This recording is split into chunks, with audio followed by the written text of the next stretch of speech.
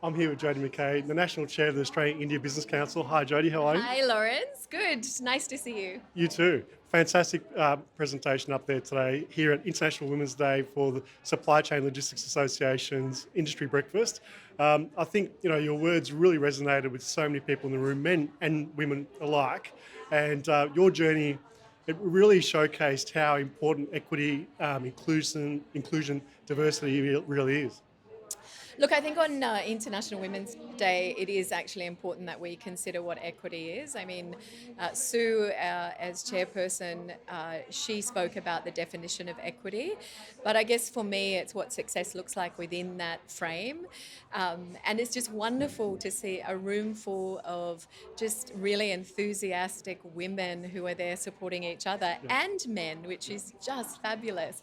So I think that the work that the SCLAA do in not just in the supply chain logistics sector, but in supporting women within that sector is fabulous. So I'm really pleased to be here, and I'm pleased that the Australia India Business Council is working really well with the association as well.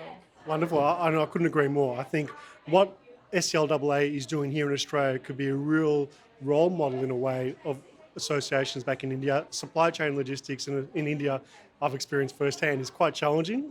It's a real tough supply chain over there. So anything that here in Australia we can do to showcase what is possible and how inclusivity and diversity really leads the way. I think that's true, and I think that India would also tell you that it's a challenge for them, which is why it's not just an issue that they're discussing domestically. It is an issue that is on the agenda for Australia and India in a bilateral sense.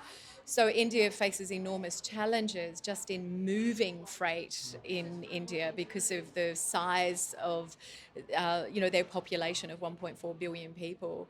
But I think that, yes, we have much to show India, and I think the association is a really good example of how you can bring together the whole supply chain to look at where the problems are, where the blocks are, and where the opportunities are. So I think the model of the association is fabulous. But I think it goes much further than that. I think, for us as a business chamber, our focus is business to business relationships. But to make that work, you need an efficient supply chain and you need logistics that work.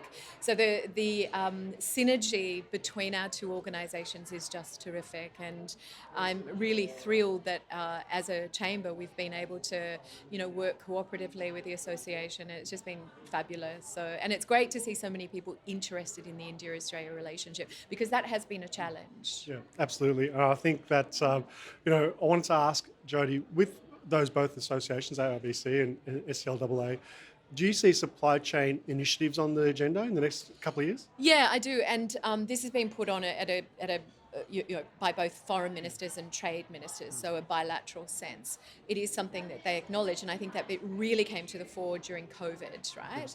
So in COVID, this massive disruption, we shut down completely. Things didn't arrive that should have arrived.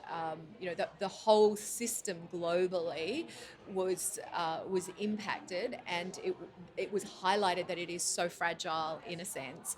So it is in a bilateral, it is in the bilateral space right now. So we've got the highest levels of government looking at it. But I think that also, within the frame of the free trade agreement, which is effectively an regulatory environment the government has discussed, has set, I think there's a role for chambers like the AIBC and also the SCLAA, but it's also business. We've seen interest from small and medium-sized businesses. We need to see more of an interest from corporates. I think that they've traditionally seen India as a rather opaque and perhaps risky place to do business with.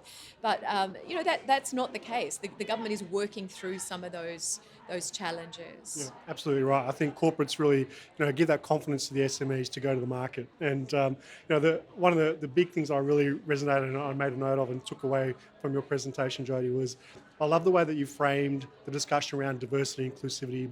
Around it's not about what you do; it's the person you are and who you are as an individual. I think that's really powerful and a simple statement, but really resonated. Yeah, thank you.